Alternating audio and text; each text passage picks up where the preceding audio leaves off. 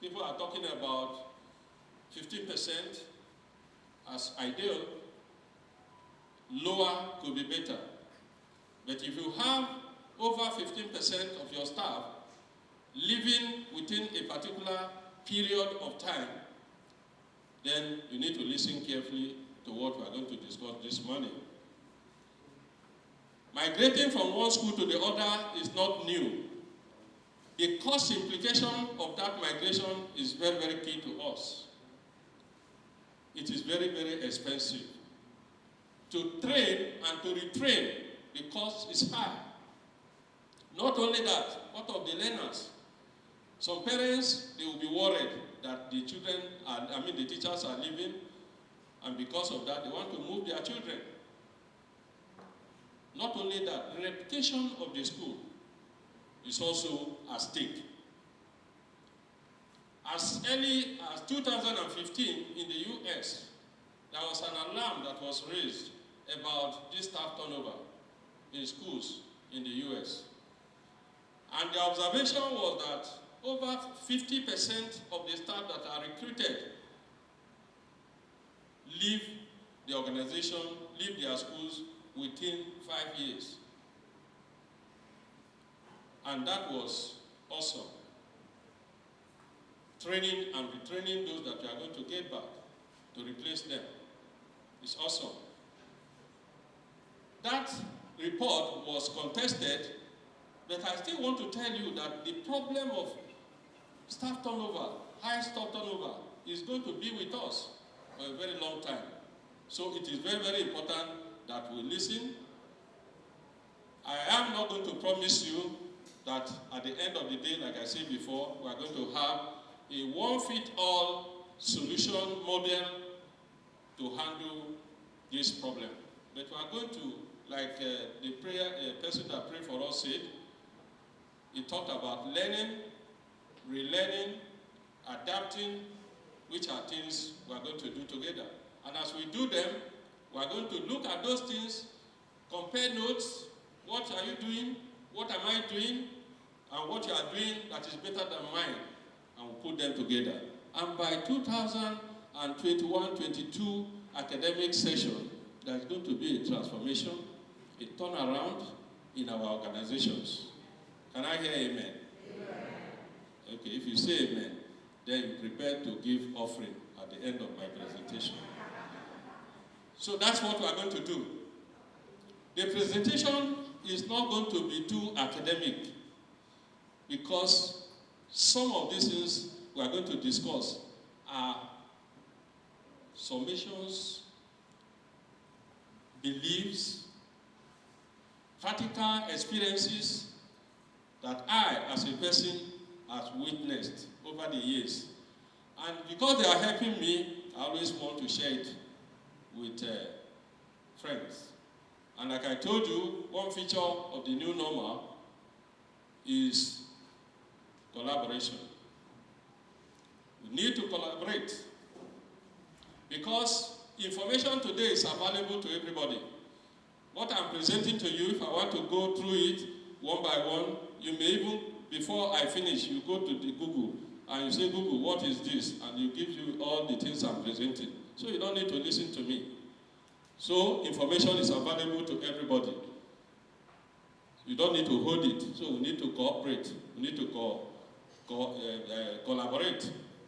And one of the other 4 C's that we have in this new normal is creativity. I'm going to give you 4 assignments as students. My own students today. Sorry about that. You are not going to send it to me. You are going to put it on your desk, table by table, and we are going to look at it together later. 4 questions that I'm going to give to you. They have to deal with some of these 4 C's I'm mentioning. First one is critical thinking. We need it for the new normal. We need creativity for the new normal. We need communication. You have all these, you must communicate them. We need that for the new normal. And then the collaboration I mentioned to us.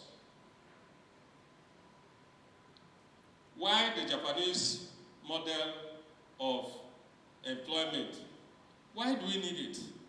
In Japan, over the years, I'm not a Japanese, I've not even gone to that country, but I studied their model, what they use in their staff management and employee management. And for over 10 years now, I have been on this, and I've been looking at it and seeing what I can get from it. And I call it adapted Japanese model of employment model. Why are we talking about Japan? I found out that in Japan, they have very low staff turnover in their firms, in their organizations, compared to the US and the UK. Much lower than other advanced economies. And so I decided to look at what they had that was giving them that edge.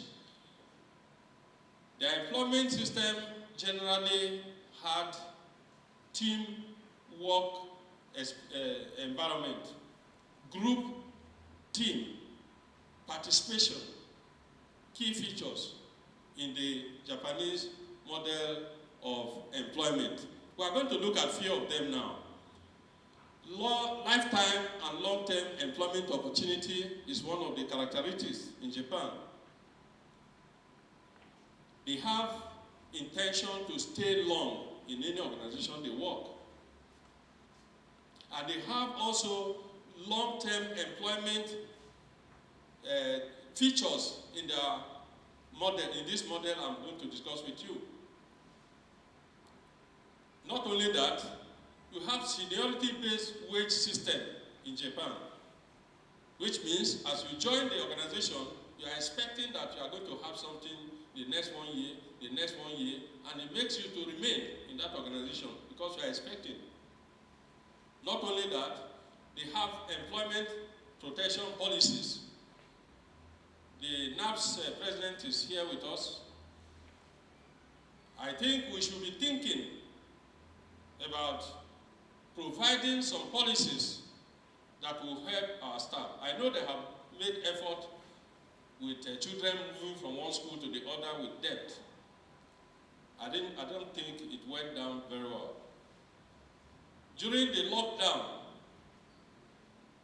we were using the internet to teach, to learn, while the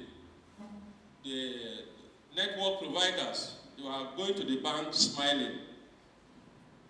As at that point, one would have expected that school associations should pressurize those people to reduce the internet rate for those schools so that they can operate better. But then it was going higher and higher. So there they have protection policies for their employment. We need our own in-house also. They have merit-based reward system. What this means is that if you put in extra effort, you will be recognized and you'll be rewarded. It's not just for everybody. Not only that, they have intensive and internal training of core employees, as we are going to see in my presentation. They have employee involvement and consultation. Any decision that is going to be taken that will affect the staff unions have to take part in it. Let me tell you, let me compare that environment with our environment. In Japan, going on leave is like you are committing a sin. If you want to go on leave, you have your entitlement, 30 days, 20 days, and you find people trying to squeeze it to 2 days, 3 days, 4 days. Why? Because of their commitment to that organization. So going on leave is like you are committing a sin. And even when eventually you go on leave, you find out that your colleagues will agree together to cover your job. You see that level of commitment? So I tagged what they were doing as wait. Wait mentality. W-A-I-T. We are in together. Wait. We are in together. Compare it with our own environment, where we have what I call WIMO or WIMO, I don't know. W-I-M-O. What is my own? What is my own? That is the type of employees we have most of the time. What's my own? I come in on Monday. Like Francis used to say, I'm going to leave next month. I'm not going to tell them. Anytime I like, I just move. What is my own in it? And when you have this mentality, there is no way that person will remain in that organization for a very long time.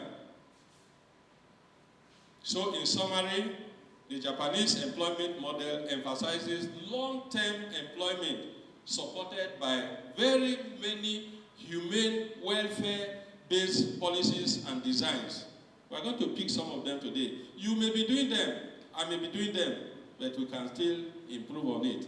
And you have a turnaround, and you are going to come back to give us testimony later. With a strong group orientation in the environment, the Japanese workers, they are highly motivated inside and outside. That's why I tell you, go on leave is like you are committed. They feel the company is going to suffer. And so they don't want to go. So the more you structure your work into this group pattern, the better for the reward, and you reward them very well, the better you can have your accomplishment in that organization. The Japanese employees, they care so much about their perceived social value for their work. They believe they are making contribution, and their contributions are recognized, and because of that, they are motivated to continue to do it. Though we are not going to dwell in the intricacies of this model, I'm going to quickly go to what we are going to look at, adopting this Japanese employment model in our organizations and our schools. I want to start with number one. I have 6 of them very shortly. We are going to cover that. The first step you are going to look at is the right employment screening and process. You say, what is that one? Have I not been employing staff? Have I not been making recruitment over the years? I know everything about it. But let me tell you, many of us don't consider this as so important. Why? Because one, we have, as a school, we don't produce anything. We don't have factories. But we have 2 very important resources. The first one are the children. Very, very special. Very unique. That their parents sometimes cannot allow them to go for a weekend, even in their own relations' homes, because of fear of harm coming to them. But when you remember that the same parents give those children to the school owners to train them upward of 7 hours every day, and even during long vacations, they still ask you, when are you starting your summer holiday coaching? They still want them to come. So that level of trust cannot be handed over to just anybody. And that's why screening and employment screening process is very, very key. The second resource is the staff. And that's what we are discussing. The cost of having this staff is enormous. And because of their importance also, we can, because of the importance of those children, they are special people in the society. The society recognizes the children. They are so important, so unique. And so you cannot just hire anybody, bring anybody to come and take care of them. And since the parents have released them to you, you need staff that will remain with you for a fairly long period of time. In an organization I have assisted before, through this training, we have what we call the relay teaching deployment arrangement, relay. You have just one person in the basic one, in primary one, and that person remains there for over 5-10 years with improvement in training. You have another one in basic 2, in primary 2. Another one is stationed there. And the children must pass through those stations. So that's what we are talking about. They need to pass through all of them. And that is what we are talking about, relay teaching arrangement. So we're also going to look at the fact that that staff must be trained, properly screened. We are going to consider the screening of those staff.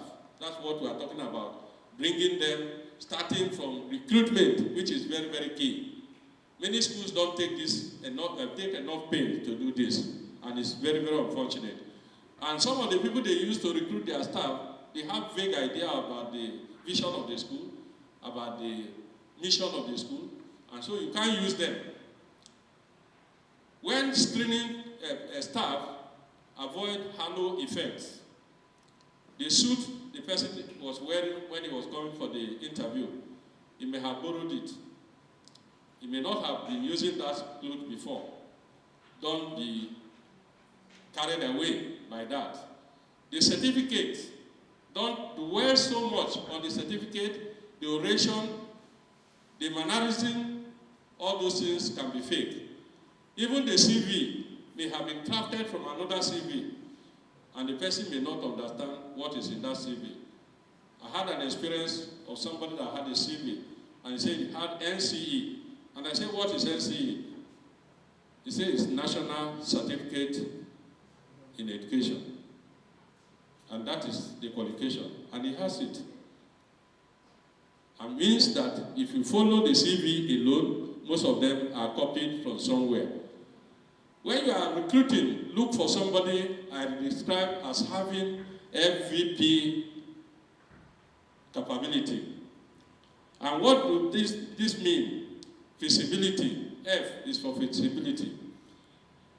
Just like you do your feasibility study to start a business, the staff must be feasible, must be qualified, certificate-wise, for that job you are employing him or her, and the class or whatever that you are employing that person, it must be feasible for that particular position. Visibility simply means that the staff can easily be identified in the crowd. If a staff cannot be identified in the crowd, there is a problem from the screening. And what does that mean? That means that sometimes when we go to some organizations, even some school owners, over 5-10 years, the staff have been in that organization. Each time they see that staff, remind me that your name. What's that your name? That staff is not visible. The staff should be picked at any point in time. Should see him above the team. So that's what visibility is. You must look for that type of staff while you are recruiting. What of the P? It's a word I carved out myself. I don't think it's in the dictionary, don't look for it. Pullability. A staff is pullable if he or she can easily fit into 2 positions, above the one you are employing him or her, or below. Some staff are too heavy to be picked. Excuses, so many excuses. You want them to deploy them to a particular sensitive department, they tell you, because of my child, because of my brother, because of my mother. So they are heavy, they cannot be pulled. But the staff you are looking for should be pullable. You should move the staff to any place that you want the child to be, with cooperation or understanding and discussion, not just say, because you are the employer, just move to this place today, tomorrow you move him to another place. That's not what we mean. So you have to be feasible, the staff have to be feasible, have to be visible, and also be pullable. When we adopt all this, you find out that the staff that you are going to have will fairly stay long in that organization. Number 2, detailed letter of employment stating condition of and prospects. This is another area that school owners business owners are not doing enough. We don't issue letters of employment. You just resume on Monday, they tell you your salary, and you continue to work. The danger in this is that at the end of that month, you may find out that there are things that you didn't quite understand during the interview. They are going to come out. For instance, some schools, they are allergic to exam malpractice. And during the interview, the staff is not aware. And then at the end of the month, there is going to be an exam. And the teacher is going to be called, come and assist them. And say, I don't do that. That job is almost gone. It's going to move. Because at the time of employment, there was no letter of employment issued to that staff. So we need to issue letters of employment. And when we are issuing it, it's not just to issue a letter of employment. It must contain very good details, interview date of commencement, confirmation of employment period, if there is anything like that, and then basic salary, allowances, specs, promotion patterns, career paths. If you are going to be disengaged, what is the condition? They have to be in the letter. The staff need to know at the point of interview what you stand for, your mission statement, your vision statement, and all of them. They must be known to the staff so that he can take a position before resumption. These are things that we can quickly do for us. Not only that, we can get detailed job description and job roles at this stage for the staff to sign them, the new staff to sign them, and all of them will be put in the staff dossier for reference purposes. You can also get guarantor. That will also help to reduce staff turnover. But I want to warn you, getting guarantors is very good, but you must know the guarantors. If you don't have the details of the guarantors, it's equal to not having any guarantor. Thank you. So that is what we are talking about. You must have guarantors, and those guarantors must be known. If you are taking a woman and the husband is the guarantor, at the end of the day, you don't have any guarantor. So that's what you need to know. 3, you need humane staff welfare schemes. This is the core of the Japanese model. If you have very good humane staff welfare policies in your organization, the staff are likely to stay longer. There will be commitment to whatever they are doing. It is recorded that under some environment, at least 60% cost-income ratio in your organization, 40% of it should go to staff. But many of us, we manage so much that we don't do that. You have 3 components that I have worked out here. One of them, the C there, is the business of a school is not just business, that you can make profit and all the things you think you have to do from businesses. So it is charity. School business also is like an NGO, but you are not looking for any grant, you are not getting any grant from anybody. You provide all your resources, then you talk about business. So balancing the 3 of them will help you to situate your staff enrollment. And when you do it, it will help you a lot to also take care of your staff, and many of them will remain longer than you think. Depending on the weight you put on the CPN, you will do better with your staff deployment and retention. So we are going to go to the next one. The next one is, we have the, sorry, this one is no longer out. Okay. So we'll go to the next one, which is,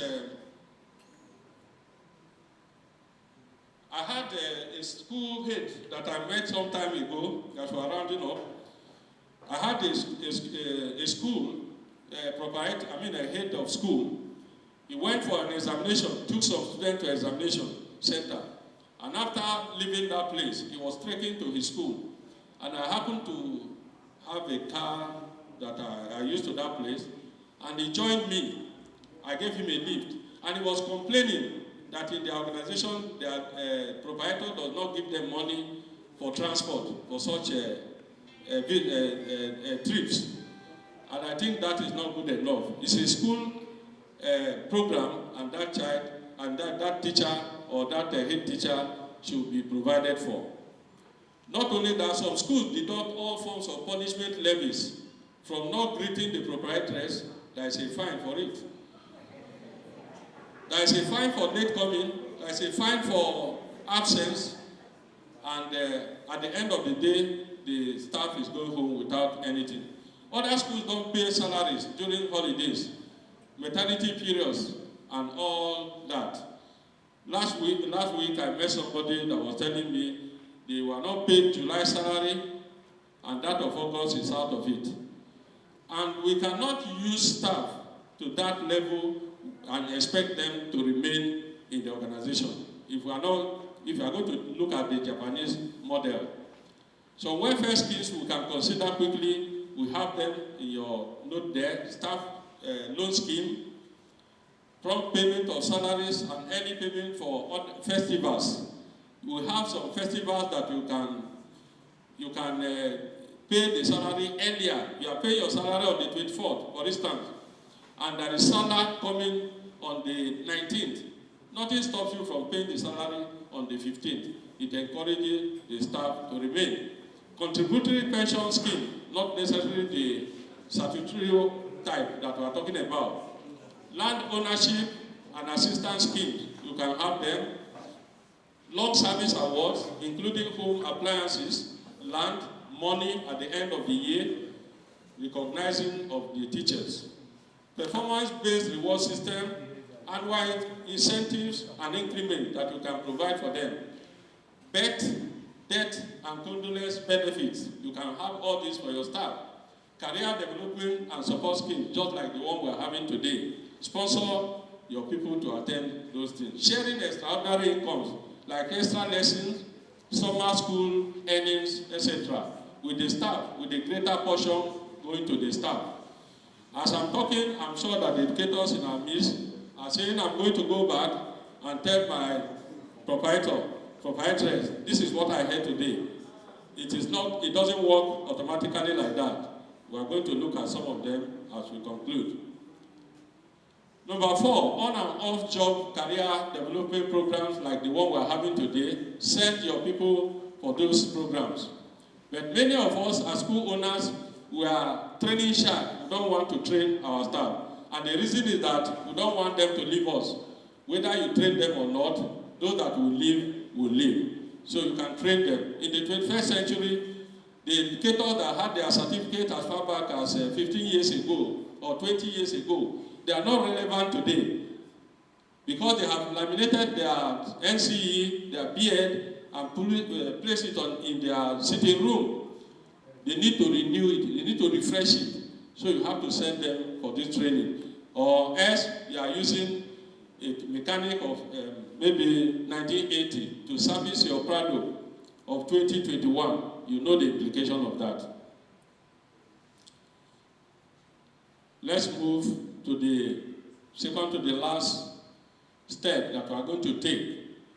And that step is, the last step, I want to go to the second to the last, as we are rounding up. You get all the rest.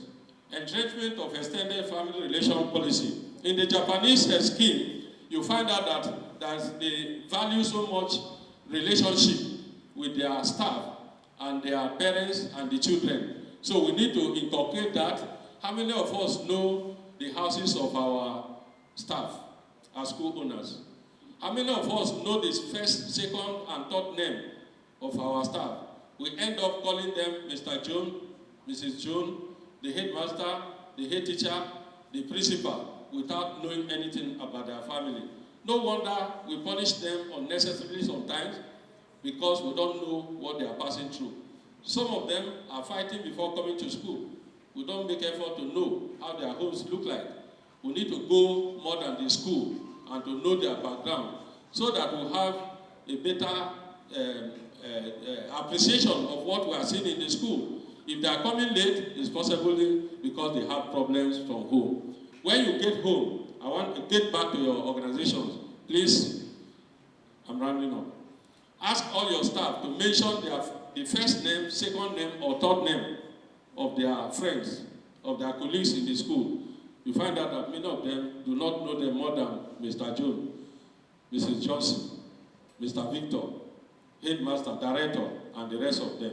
That is why it is important for us to know our staff in detail. Finally, deployment of technology and ease of job. In this 21st century, we cannot continue to do everything manually. But the irony is that many of us do not even hear what Chief Francis Uzo, JP, is saying on the social media. It's everywhere.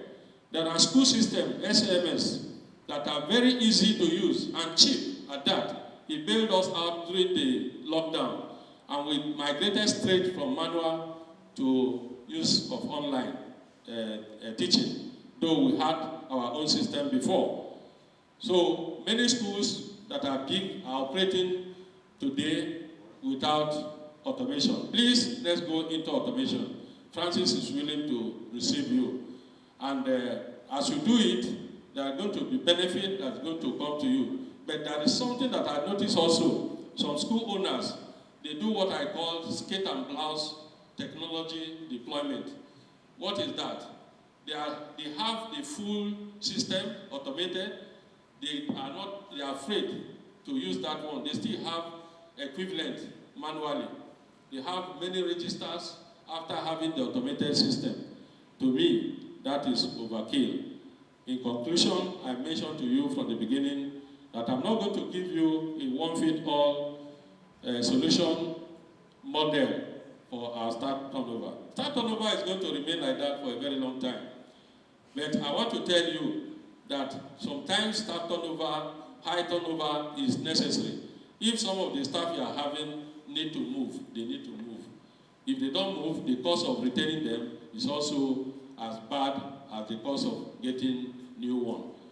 So, as I leave the podium, I want to thank you sincerely, my organization and my consultancies where I have gone to before. From what we have done, not an advertisement, I have my driver with me in the school. We call him logistic manager. We don't call him a driver. He has worked with me for 11 years. My first head teacher, the COVID took her to Victoria Island from Ikorodu because of the type of training we were having. And she moved only at that time, after 13 years of stay with the school. She was as old as the school. She was the first teacher in that school.